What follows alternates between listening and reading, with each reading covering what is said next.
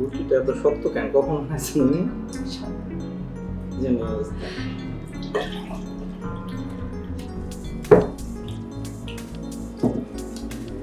আচ্ছা শোনো, এবার তুমি কয়টা কোরবানির ভাগ দিচ্ছ? দেখি সবাই ভাগ দেওয়ার পরে আমার ভাগে দিব আর কি 2-3টা। 3টা ভাগ দিও। গতবার তো 2টো কোরবানির ভাগ দিয়েছিলে। কোরবানি মানে জানো অনেকগুলো মাংস। ইউটিউব দেখে আমি অনেকগুলো রান্না শিখেছি। কম মাংস হলে কি মন ভালো থাকে বলো? গতবার ভেবেছিলাম একটু মাংসের শুটকি করব। খেয়েই তো সব শেষ, আর শুটকি করব কোথা থেকে? দেখি এবার গরুর দাম কেমন। দেখি না, এবার তুমি 3টা ভাগে দিও, পারলে একটা খাসিও দিও। আমি যে বেতন আর বোনাসের টাকা পাই, এই দিয়ে গরুটাই দেওয়ার সমস্যা, আবার খাসি কথা বলতেছে। উফ, কি যে অবস্থা তোমার! বিয়ের আগে জানতাম সরকারি চাকরিজীবী মানে অনেক টাকা, আর এখন তো দেখছি শুধুমাত্র হ্যান্ড টু মাউথ। কি আর করবা, কপালে যা আছে তাই তো তোমার মাইনে নিতে হবে। কবে যে তুমি একটা পুরো গরু কোরবানি দিতে পারবে, তাহলে আমার আশাটা একটু পূরণ হতো। কত রকম গরুর মাংসের আইটেম রান্না করতাম, রেজালা, মাংসের ঝোল, গরুর মাংসের কোপ্তা, কত কিছু। তাতে কি কুরবানি হতো না শুধু মাংসই খাওয়া হতো? তুমি এসব বাদ দাও তো, এসব কথা আমার ভালো লাগে না। যারা লক্ষ লক্ষ টাকা দিয়ে কোরবানি দিচ্ছে, তাদের টাকা কি হালাল? হালাল টাকা ছাড়া কি কোরবানি হয়? আর আমাদের টাকা তো হালাল। দুনিয়াতে কজনের কোরবানি হালাল হয় শুনি? আমরা তো হালাল টাকাই কোরবানি দিচ্ছি, আর মাংসগুলো একটু সারা বছর রেখে রেখে খেতাম আর কি। দেখছো, দেখতে দেখতে রাজু ফোন দিছে, নিশ্চয়ই গরুর ব্যাপারে ফোন দিবে। হ্যালো, ওয়ালাইকুম আসসালাম। কি রে, আব্বু আম্মু সবাই কেমন আছে?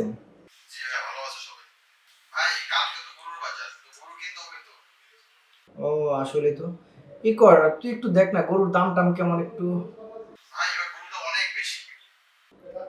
তাই কেমন হইতে পারে এবার? 60-70,000। আচ্ছা ঠিক আছে, তুই কিন, সমস্যা নাই। হ্যাঁ দে, 2 ভাগই দে। আচ্ছা এবার কি গরুর দাম একটু বেশি? তাহলে কি আমরা এবার 2টো ভাগই দিচ্ছি?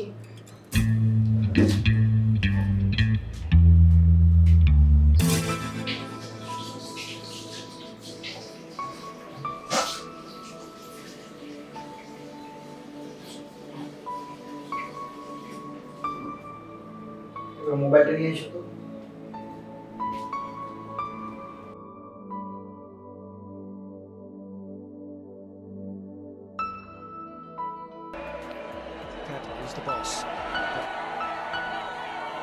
কি ব্যাপার, তুমি সকাল সকাল বসে টিভি দেখছো? তুমি জানো কিছুদিন পরে ঈদ, মশলা আনতে হবে, কত বাজার আনতে হবে।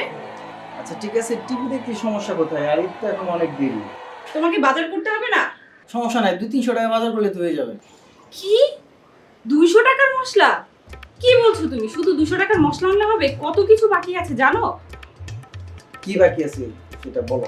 এই যে দেখো, এই নাও, বাজারের লিস্ট করতে হবে। ও, বাজারের লিস্টও করতে হবে? হ্যাঁ। আচ্ছা বলো কি কি লাগবে। লিখো লিখো। বলো। আতপ চালের আটা, সাথে পোলাওয়ের চাল। আচ্ছা, আতপ চালের আটা, পোলার চাল কেন? আমরা না আতপ চালের আটা রুটি আর মাংসই খাই। কেন, পোলাও আর বিরিয়ানি খেলে সমস্যা আছে নাকি? না, তা কেন? তাহলে যা বলছি তাই লিখো। আচ্ছা বলো। এবার লিখো গরম মশলা। প্রত্যেক সপ্তাহে যেভাবে 50 টাকা মশলা আনো সেভাবে আনলে হবে না। আরে 50 টাকা কেন, এখন প্রয়োজনে 300-400 টাকার মশলা আনবো, সমস্যা নাই তো। 200-300 টাকার মশলা আনলে হবে না, আলাদা আলাদা আনতে হবে। লিখো লিখো, বড় এলাচ 200 গ্রাম, 200 গ্রাম ছোট এলাচ, 100 গ্রাম লং। আচ্ছা নিশি, তুমি কি জানো 100 গ্রাম লং কতটুকু আর এর দাম কত? কত? 6000 টাকা কেজি। আর এটার 100 গ্রামের দাম হবে প্রায় 1000 টাকার মতো। এভাবে মশলা হলে তো প্রায় আমার 6-7 হাজার টাকা মশলাই লাগবে। আরে এভাবে হিসাব করলে হবে না, 70,000 টাকা গরু। তুমি কি জানো আমরা কতগুলো মাংস পাচ্ছি? আমাদের আবার দুটো ভাগ। আমি হিসাব করে দেখেছি, 550 টাকা কেজি হলে 70,000 টাকার গরু 127 কেজি মাংস হয়। আর 7 ভাগ করলে এক একজন 18 কেজি করে পাবে। আর আমাদের দুটো ভাগ, 18 ইন্টু 18 36 কেজি মাংস পাবো। আর এত কম মাছ না হলে হবে বলো? ও আচ্ছা, তুমি মাংসের হিসাব করে ফেলেছো? করতে হবে না? তুমি সংসারে করে টাকা কামাই ছাড়া আর কি করো? সব তো আমাকেই করতে হয়। হ্যাঁ তাই তো, আমার টাকা ছাড়া কি করি, সবই তো তুমিই করো। হয়েছে হয়েছে, লিখো লিখো। ডাল, চিনি। আচ্ছা, ডাল, চিনি,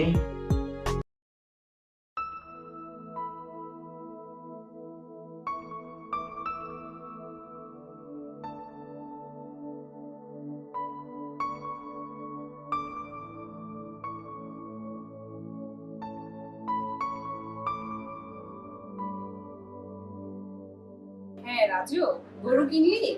জি ভাবি কিনছি। কত নিল? নিতে ভাবি 70,000 টাকা নিছে, 72,000 টাকা। ও 72,000। আচ্ছা শোন না, আমার মেসেঞ্জারে একটু গরুর ছবিটা দিয়ে দে না। ঠিক আছে ভাবি, 5 মিনিটের মধ্যে পেয়ে যাবে। আচ্ছা ঠিক আছে, একটু তাড়াতাড়ি দিয়ে দে, আমি কিন্তু ওয়েট করছি।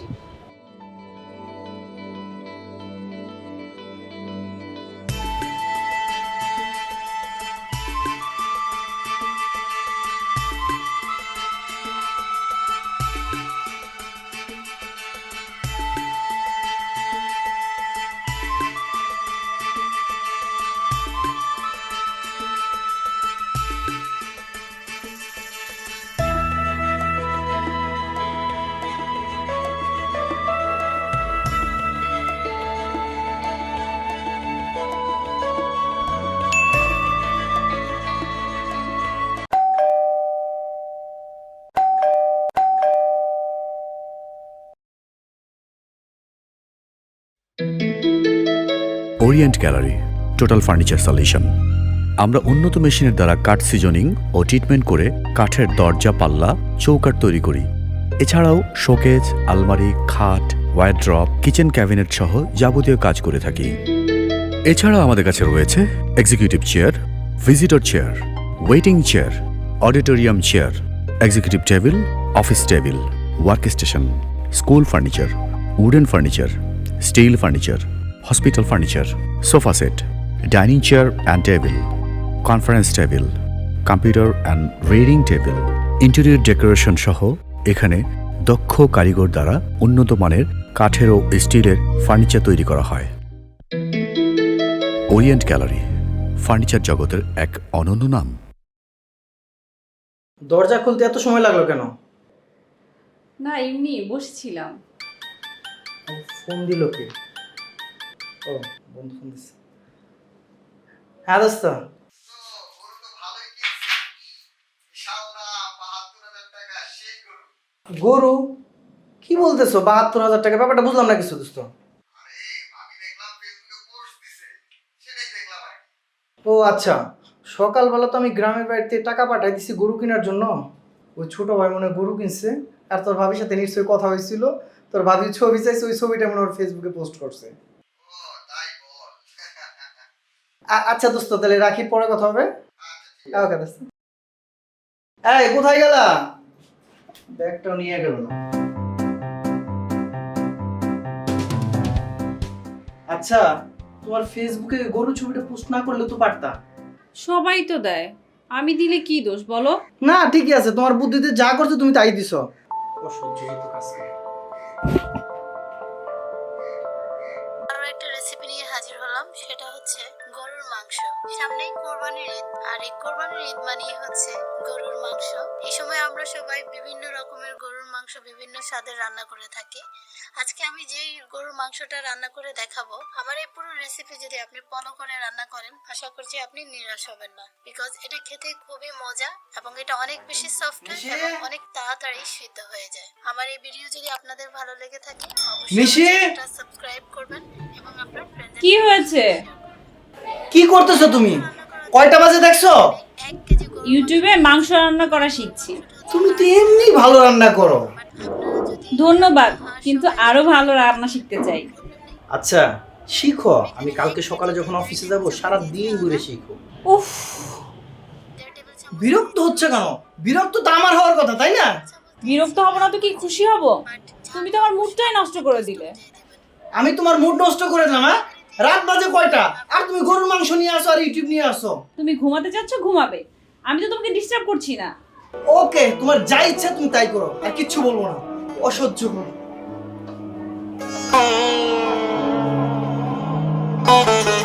ভাইয়া যাই যাই হ্যাঁ হ্যাঁ যাই। ওকে অ্যাকশন। আমি তোমাকে ছাড়া বাঁচবো না। কাট কাট কাট কাট, ভালো ছিল।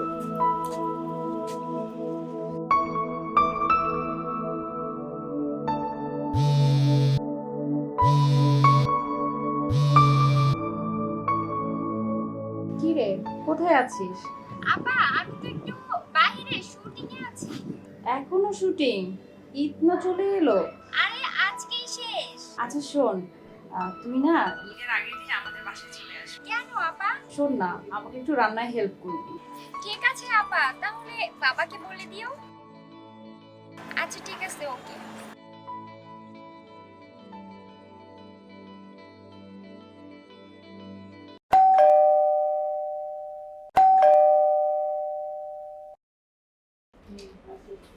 শোনো, এই যে গরু কাটা সব কিছু নিয়ে আসছি। আচ্ছা, একবারে কিচেনে রেখে দাও। ঠিক আছে।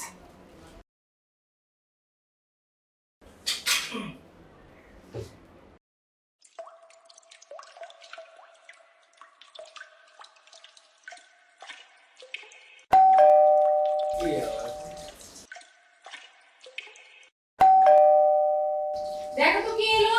আচ্ছা দেখতেছি না, এই সময় ওই কে আসলো?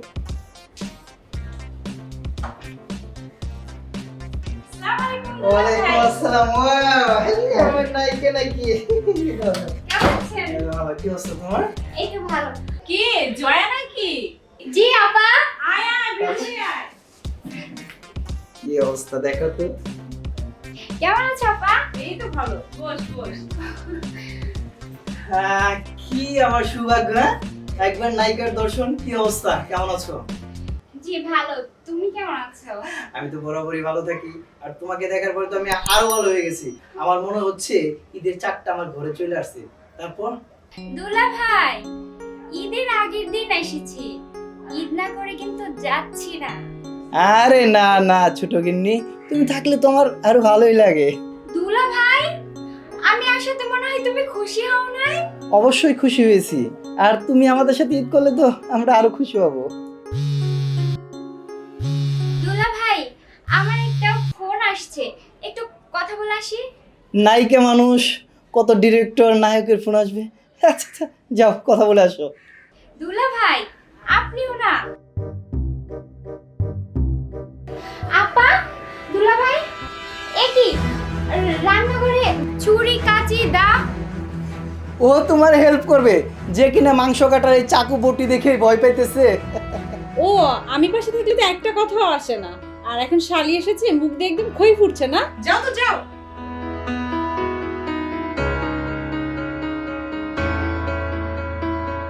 আপা, তুমিও না। আর বলিস না।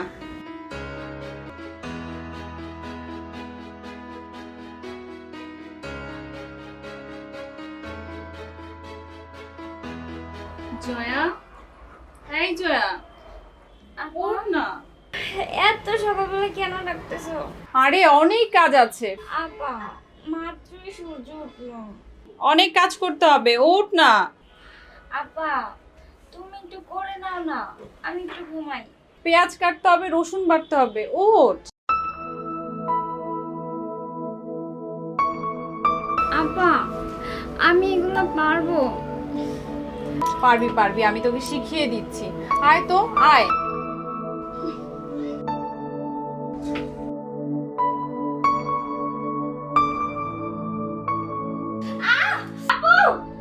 এই নিশি, কি হইলো আবার?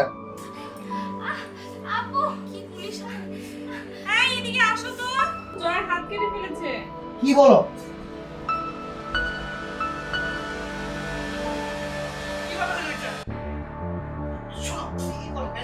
আমি জানতাম ওরে তো হবে না, তারপর ওরে এইসব কাজে লাগাইছে। তুমি কেন যে তোমার এই কাজের জন্য ওরে নিয়ে আসছো বুঝি না, হ্যাঁ? নাও।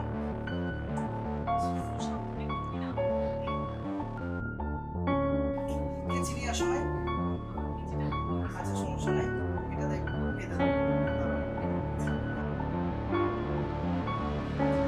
জানতাম ওরে এই কাজ হবে না। কি অবস্থা, ওরে দিয়ে সব কাজ করাইতে গেছে বুঝলো, হ্যাঁ? এই ঈদের দিন সকালবেলা হাত কেটে কি অবস্থা করতো, কি ধরনের দুর্ঘটনা। আমি কি বুঝতে পারছি এমনটা হবে? তাহলে কি আর ওকে আমি ফোন দিল কে সাত সকালেই? রাজু ফোন দিচ্ছে। হ্যালো, কি হয়েছে? কি কজ এটা? এই কি হয়েছে? আমাদের কুরবানির গরুটা না সকালে মারা গেছে। ও আল্লাহ গো, কি বলো তুমি? আমাদের কোরবানির গরুটা আমি কত শখ করছিলাম গো, গরুর মাংস খাবো গো। করছিলাম ওই গো, সাত সকালে কি আসলো? গরুর মাংস খাবো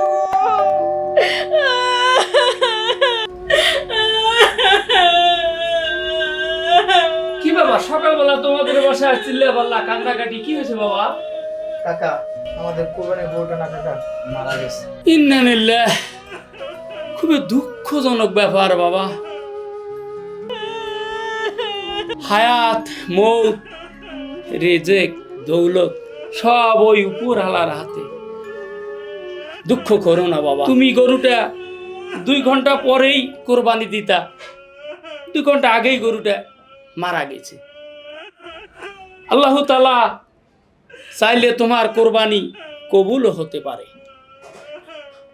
দুঃখ করো না মা, তুমিও কান্দাকাটি করো না। আমি কত শখ করে ইউটিউব থেকে মাংস রান্নার রেসিপি শিখেছিলাম, এখন কি হবে গো? মাংসের কি হবে গো? আরে মা, তুমি মাংসের চিন্তা করতেছ? মাংসর নিয়ত করে মাংসের উদ্দেশ্যে কখনই কোরবানি দিবা। কোরবানির নিয়ম হচ্ছে আল্লাহ তাআলাকে রাজি এবং খুশি করার জন্য। কোরবানি তো বাবা মাংস খাওয়ার জন্য না, আল্লাহ তাআলাকে রাজি খুশি করার জন্য কোরবানি। আচ্ছা তুমি মা কান্না করো না, দুঃখ করো না, মাংসের ব্যবস্থা হবে। তুমি এক কাজ করো, গোসলটা কইরা নামাজ পড়ে আমার বাসায় আসো, আমার গরুটা জবাই দিয়ে সুন্দরভাবে কাটিয়ে কুটে এরপরে বাসায় আসো। মাংসের ব্যবস্থা হবে মা, চিন্তা করো না, হ্যাঁ? চিন্তা করো না, তুমি আসো বাবা। সালাম আলাইকুম। ওয়ালাইকুম আসসালাম।